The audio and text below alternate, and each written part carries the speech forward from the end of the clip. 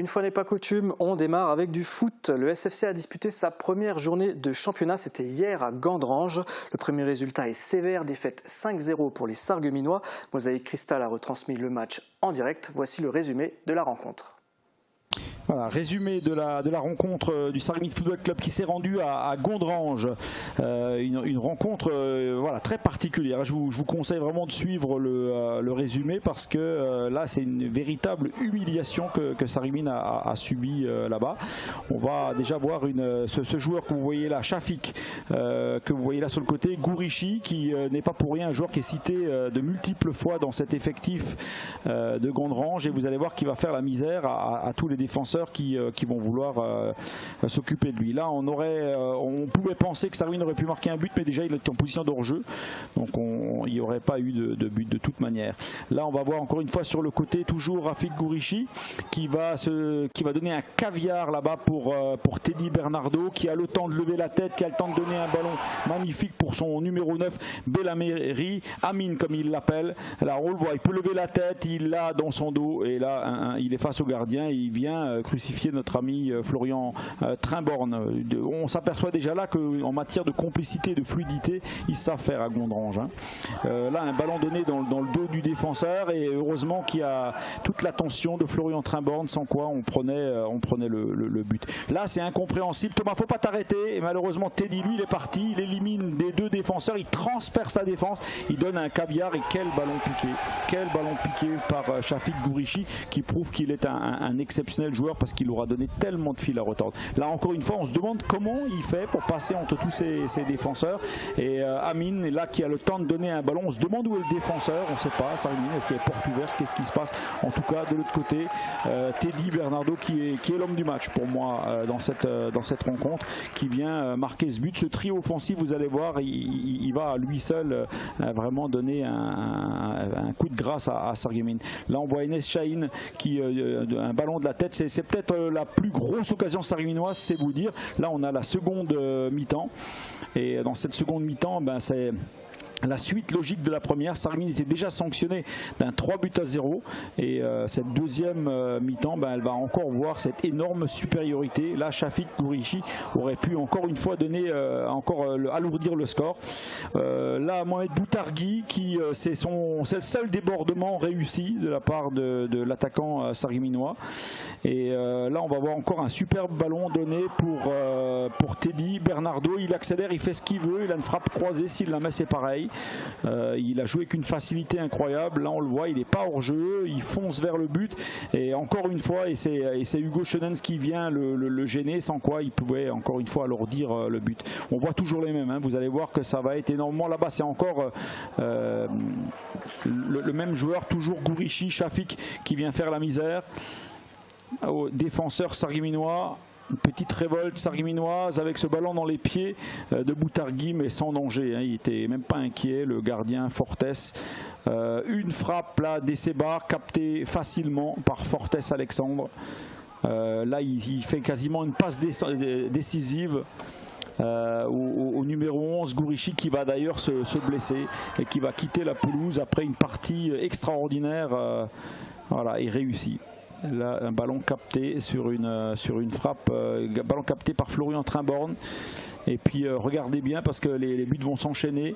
On a là le défenseur qui a complètement délaissé Teddy Bernardo, qui peut faire cette offrande à son collègue. Je crois qu'il s'agissait du numéro 9, on va le revoir là. Voilà cette offrande. Alors là il a déjà levé les yeux, il sait déjà où se situe son attaquant. Ils sont même 3 pour pouvoir marquer. C'est vous dire le naufrage sarregueminois ici à Gandrange. Là on va avoir un geste défensif d'une énorme classe par un des rares joueurs à avoir su être au niveau aujourd'hui, et qui est Jordan Coignard. Claquette du gardien qui lui aussi quand même a montré de bonnes choses, Florian Trimborn, et puis Adel Gendez qui a multiplié les efforts. On a cité là les joueurs qui ont tout donné. Pour le reste c'est vraiment très très très léger. Là une frappe, ici est pris par 2 fois Enes Chahine. Et là, on a la dernière action qui va clore le match. On a Omar Essebar qui va tenter quelque chose. Il frappe, mais elle passe de loin à côté. Ça a été vraiment un match à oublier très vite pour les Sarregueminois. Une entame désastreuse. Je crois qu'on ne pouvait pas faire plus difficile pour le Sarreguemines Football Club. Voilà, ils sont avertis. On est rentré dans le dur. On est en R1. On est allé voir un promu. Le promu nous a corrigé. Maintenant, il va falloir faire d'énormes efforts pour se remettre d'une défaite de ce niveau-là. Et je souhaite bien du courage aux joueurs pour se remobiliser. On se revoit très vite. Et oui, une entame très difficile à encaisser psychologiquement. Le SFC évolue en Régional 1, la couleur est donc annoncée. On écoute la réaction du capitaine des Faïenciers. Le résumé de ce match, c'est qu'on a été ridicule en quelque sorte. On a essayé de produire du jeu, on n'a pas écouté forcément les consignes qu'on a eues avant le match. Et puis à la perte de balles, tout le monde marchait. Tout le monde marchait et puis ça fait contre-but, multiplié par 5 buts. Voilà. Après, moi, sur ce que je peux dire, c'est un mal pour un bien. Je vais insister là-dessus, c'est ce que j'ai dit aux joueurs. C'est-à-dire qu'on est venu avec la grosse tête, il ne faut pas se mentir, avec les chevilles bien enflées. Et puis aujourd'hui, on en a pris 5 par rapport avec une très belle équipe de Gondrange qui a joué avec des valeurs, qui a joué avec des principes, qui a respecté les consignes, contrairement à nous. Donc le foot, on ne peut pas mentir avec le football et on en a la réponse, quoi. Là maintenant, la suite, c'est tout simplement chacun fait son autocritique, son introspection. Et puis après son autocritique, travailler la main dans la main ensemble. Aujourd'hui, on perd 5 ballons, honnêtement, ils en ont pas plus. C'est 5 occasions, ils les mettent au fond, contrairement à nous qui offensivement aussi. Moi, personnellement, je fais mon autocritique, on ne fait pas une frappe devant le but, où on cadre une seule frappe sur 90 minutes. Donc au bout d'un moment, au lieu de dire c'est lui, c'est tout le monde. Mais avant que ça soit tout le monde, c'est d'abord nous-mêmes. Voilà.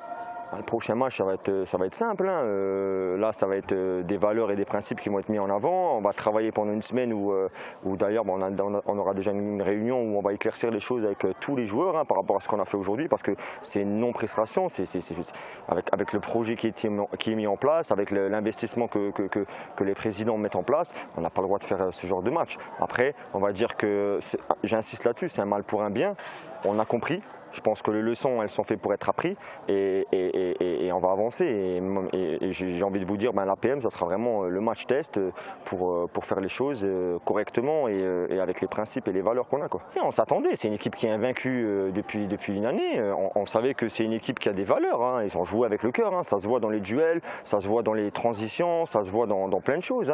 Après, là où nous, on ne s'attendait pas, c'est nous-mêmes, quoi. Nous, en fait, notre pire ennemi, c'est nous-mêmes. Aujourd'hui, on n'a pas fait les efforts du point de vue offensif vers le défensif et on voulait jouer à la baballe et voilà les conséquences. Ce n'était que le premier match, rien n'est joué. Le prochain, c'est samedi face à l'APM Metz. Pour celles et ceux qui ne l'ont pas encore vu, voici la composition du groupe dans lequel se trouve le SFC cette saison. Un groupe loin d'être facile, avec des clubs issus donc de Metz, Boulay, Amnéville, Thionville ou encore Sarrebourg. Le SFC devra se montrer plus que déterminé face à ces équipes, Julien. Et David, alors côté foot, c'était la reprise et pas seulement pour le SFC. Oui, tout à fait. On a l'habitude que les ligues régionales démarrent tôt, mais cette année, c'était aussi la première journée en 4e division départementale, le niveau le plus bas. Pourquoi si tôt? Plusieurs raisons sans doute à cela.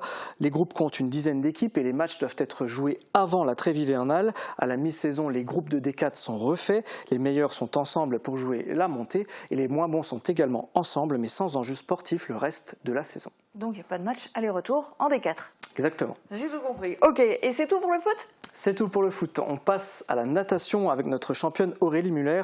On en parlait la semaine dernière. Elle a remporté la médaille de bronze en relais mixte. C'était il y a une dizaine de jours lors des championnats d'Europe en eau libre à Rome. Malgré des performances moins bonnes sur le 5 et 10 km, elle termine sa saison en beauté. Et que devient-elle maintenant ?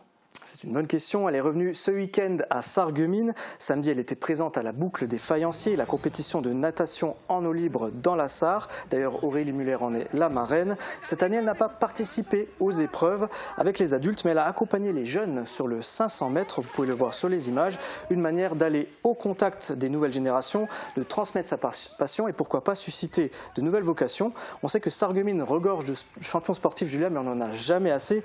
D'ailleurs, Aurélie Muller s'entraîne à Sarreguemines. Elle est encadrée par Gilles Catani. On en a profité pour lui poser quelques questions sur sa carrière. Regardez. Pourquoi vous êtes revenu ? Je suis revenue parce que tout simplement, Sarreguemines, c'est vraiment mon endroit où je me sens le mieux. C'est vrai que je suis bien accompagnée, bien soutenue. Je sais que les gens comptent sur moi, en tout cas, c'est ce que je ressens. Et surtout, on fait du très haut niveau. Et aujourd'hui, je crois que c'est le club qui montre en tout cas qu'on est capable de faire beaucoup. Comment ça se passe les entraînements avec votre entraîneur ? Eh ben, c'est on va dire 5 heures d'entraînement par jour, donc c'est 2h30 le matin, 2h30 le soir. Ça tous les jours, et on rajoute à ça les séances de musculation, il y en a 2 par semaine, et une course à pied, donc ça fait pas mal. L'année a été pas facile pour moi parce que j'avais plusieurs défis à réaliser, dont revenir en équipe de France, me requalifier pour les championnats d'Europe, pour les championnats du monde. Donc toutes ces choses ont été acquises, et aujourd'hui voilà, je suis vraiment satisfaite de ma saison. Je reviens avec une médaille mondiale, donc c'est quand même ma 7e médaille mondiale. Je suis arrivée 4e au 10 km, et après j'ai quand même cette médaille en relais qui termine en tout cas la semaine les championnats d'Europe en beauté. Donc non, pour moi je suis vraiment satisfaite, et ça promet de bon augure pour la saison prochaine. Et les Jeux de Paris, est-ce que vous y serez ? J'espère, en tout cas je fais tout pour. La saison prochaine sera vraiment une grosse saison parce que les championnats du monde de Fukuoka en juillet prochain sera qualificatif pour les Jeux Olympiques. Donc les 3 premières filles et les 3 premiers garçons seront qualifiés. Donc voilà, c'est l'objectif de la saison prochaine. Et si elle obtient sa qualification, Aurélie Muller espère amener une nouvelle médaille à Sarreguemines. Alors en attendant les JO, revenons sur la boucle des faïenciers, ça a donné quoi ? C'était la 5e édition cette année. Les nageurs ont pris d'assaut la Sarre avec plus de 130 participants. 4 épreuves étaient au programme, le 500 mètres, le 1250 mètres, le 3 km et le 5 km. Nous avons suivi le 5 km. Retour sur la compétition dans ce reportage de Morane Grandcola. C'était le moment de se jeter à l'eau. Samedi, sur l'esplanade du casino, s'est tenue la 5e édition de la boucle des faïenciers. Une compétition sportive organisée par le Cercle nautique de Sarreguemines. L'intérêt, c'est d'offrir une possibilité aux nageurs de s'exprimer tout simplement. Et puis il est double parce qu'on est toute l'année enfermé dans un centre nautique. Et donc voilà, on est vu par les gens qui vont à la piscine, et là c'est l'occasion pour nous aussi de s'ouvrir un petit peu sur le grand public, et on a un lieu qui s'y prête, on essaie de faire coup double, quoi. On a un beau lieu, on essaie de le mettre un petit peu en avant, et en même temps de faire sortir l'association des 4 murs du centre nautique. Au programme, 4 épreuves en eau libre, 5 km, 3 km, 1250 mètres et 500 mètres. Cette compétition n'est pas anodine puisque les points obtenus par les nageurs selon leur chrono comptent pour la Coupe de France. Oui, c'est une étape de la Coupe de France, donc c'est un parcours, on va dire, à travers la France de différentes étapes qui fait qu'au final on a un classement des nageurs mais aussi un classement des clubs, donc on est une de ces étapes. Cette année, environ 130 nageurs ont mouillé le maillot en se jetant dans la Sarre. Une participation plus élevée que l'année dernière. Oui, c'est 50 de plus que l'année dernière, donc c'est pas mal. Mais on était sur une année Covid l'année dernière, donc on avait 89 inscrits l'année dernière, et donc oui, non, c'est pas mal.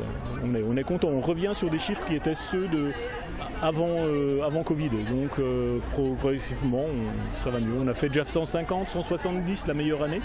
Donc on est sur des chiffres qui sont tout à fait corrects. Les nageurs étaient donc au rendez-vous comme Mathilde Lombard, première du classement féminin des 5 km. C'était surtout pour se préparer, mais je la fais chaque année comme elle est proche de Sarrebourg, on n'est même pas à 1 heure de route. Donc je la fais chaque année, et c'est la première fois que je fais première, donc c'est que du bonheur, voilà, je veux dire, c'est cool. La Coupe de France de natation en eau libre se tiendra l'année prochaine. D'ici là, les nageurs souhaitant y participer devront donc obtenir le plus de points possible pour espérer s'y qualifier. Voilà, cette compétition a pu se tenir grâce à la participation des associations locales, le club de canoë-kayak, l'Aviron Club, le club de pétanque et celui de triathlon, sans oublier le club nautique Lorraine, sans qui nous n'aurions pas pu avoir ces images.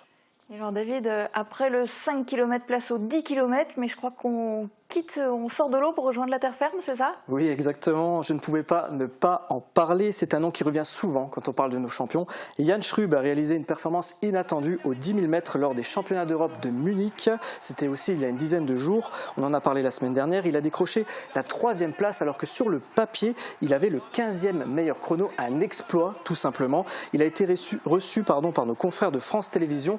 Voici un extrait de son interview.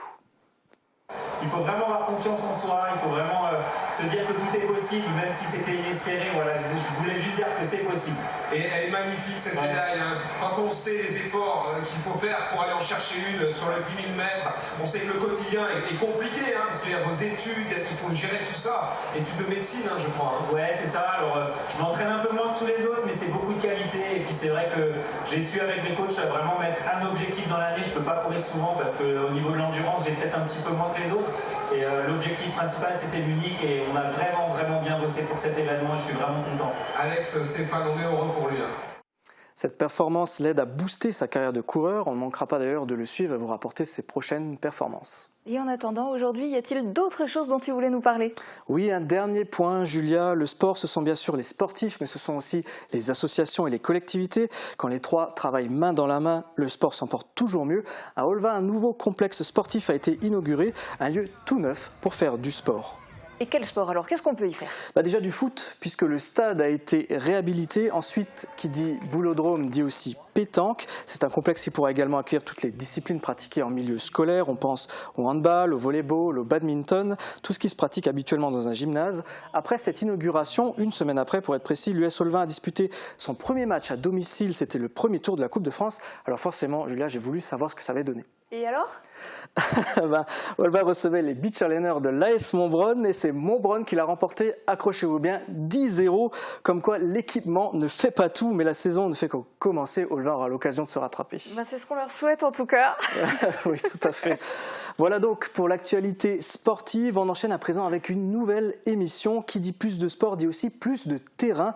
Dans cette nouvelle émission, je pars à la rencontre des clubs de notre territoire. L'objectif, c'est faire leur connaissance et tester l'activité sportive qu'ils proposent. Pour ça, je participe à une séance d'entraînement. Comme ça, vous pourrez découvrir l'offre sportive de notre secteur et d'ailleurs moi aussi. Il y aura donc chaque semaine un nouveau sport, un nouveau club. Je vous laisse découvrir tout de suite quel est le sport que je vous propose dans ce premier numéro.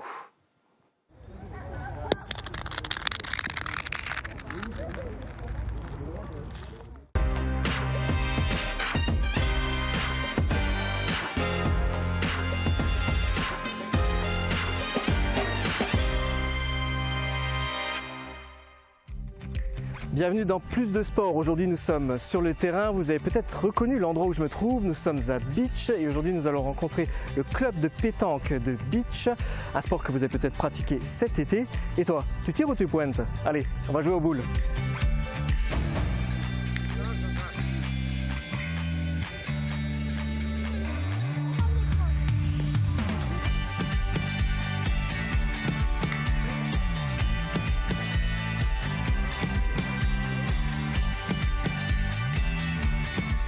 Et avec moi, Laurent. Laurent, tu es membre du Pétanque Club de Beach. Est-ce que tu peux me raconter un petit peu l'histoire de sa création? Oui, tout à fait. Donc, je suis le trésorier de ce club qui a été créé récemment, donc en décembre 2020. Et où nous comptons aujourd'hui presque 50 adhérents, que ce soit au niveau licencié ou membre. Pourquoi avoir créé ce club? Quelles étaient vos motivations à l'époque? Alors tout d'abord, nous faisions partie d'un bon club aussi dans la région qui est Lemberg. Et puis on s'est dit pourquoi pas revenir dans notre pays de Beach et puis de faire nous-mêmes, créer notre club. Donc quand tu parles de pays de Beach, tu parles bien sûr de la ville de Beach. Tout à fait. Alors justement, quelles sont vos infrastructures? Alors actuellement, nous avons donc un nouveau terrain de pétanque qui nous a été créé. On peut le voir, juste derrière, tout à fait, oui. Ici, c'est le quartier du 4e cuir. Avant d'utiliser ce terrain, le Pétanque Club de Beach jouait au parc du Stadtweiher. Le club y va encore de temps en temps lorsqu'il propose des animations. Bon allez, à mon tour d'avoir les boules. Alors là, je suis avec Fléchette. Fléchette, je te remplace en fait pour jouer avec Romain, c'est ça? C'est ça. Et t'as des attentes? Si tu me remplaces, t'es obligé de gagner. Sinon quoi? Sinon, faut payer le resto. Ok, ça marche, je vais t'acheter des bières. C'est mieux. Bon, Romain, là, ça va être à moi de jouer. Du coup, c'est quoi l'objectif? Alors, l'objectif pour toi, c'est de pointer le plus près possible du cochonnet pour faire tirer l'équipe inverse. Ok, là, c'est parti.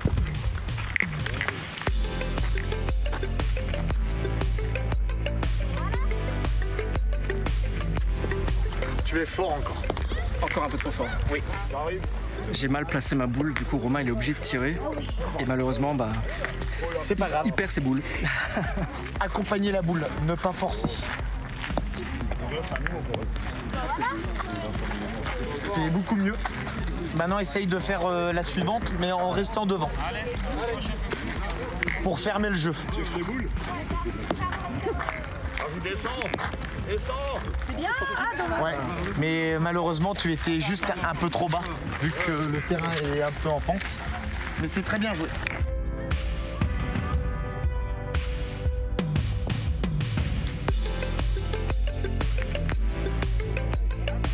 On a perdu 3 boules entre guillemets bêtement, donc j'ai tiré 2 fois, j'ai raté. Donc forcément... c'est parce que moi j'ai mal pointé aussi. Je dirais pas ça, mais forcément dès qu'on rate au tir, ça fait 2 boules de moins. Donc on se retrouve à 4 boules pour 6. Donc après si l'équipe adverse joue bien, on prend un maximum de points. Comme tu peux le constater, on a pris 3 points. D'accord, et du coup pour gagner une manche, c'est combien de points?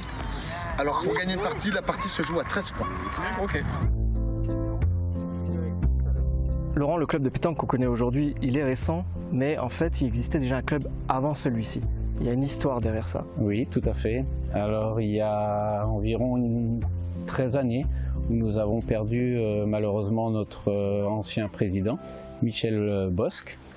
Avec des amis donc très soudés, on a souhaité donc lui rendre un hommage et de recréer donc ce club qu'il avait laissé il y a 13 ans en arrière maintenant. Et d'ailleurs là entre tes mains, tu tiens justement une photo de l'ancien président. Tout à fait. Qu'est-ce qu'on peut voir encore sur cette photo? Alors sur cette photo, on a notre Michel qui est représenté avec un trophée qu'il avait acheté pour pouvoir faire justement le trophée Michel Bosque. C'était un concours qui avait été organisé donc à l'époque sur Beach et qui devait être gagné 3 fois consécutivement.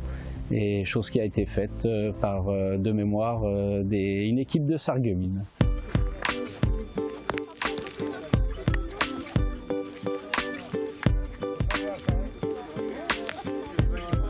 Je suis avec Abdoul. Abdoul, tu es un petit peu le champion de ce club, tu as certains palmarès.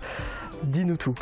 Avant, j'étais à La Réunion et j'étais 3 fois champion de La Réunion en minime d'affilée en 2011, 2012, 2013. Et j'ai fait les Marseillaises en 2015, j'étais quart de finaliste.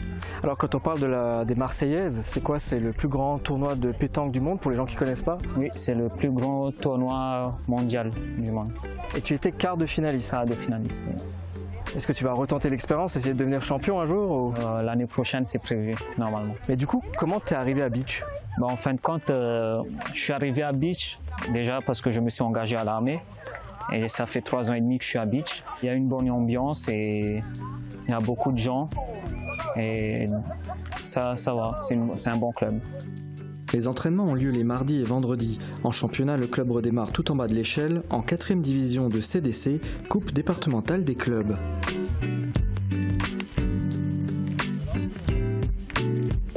Aussi, je tiens entre mes mains une boule striée, une boule lisse. C'est quoi la différence en fait? La différence, c'est qu'une question de sensation. Quand le joueur il a la boule en main, qu'il se sente bien en fait, avec la boule même.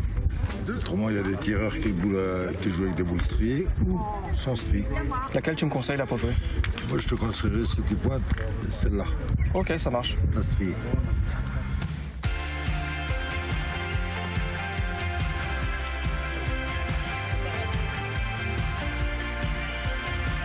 On est en train de prendre une raclée.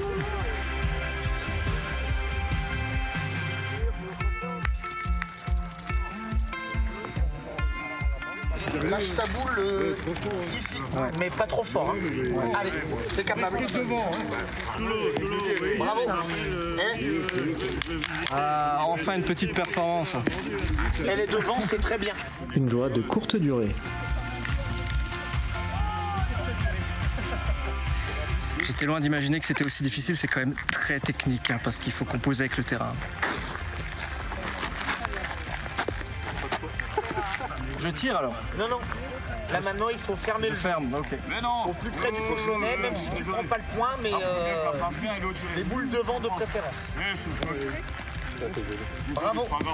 C'est bien. Merci.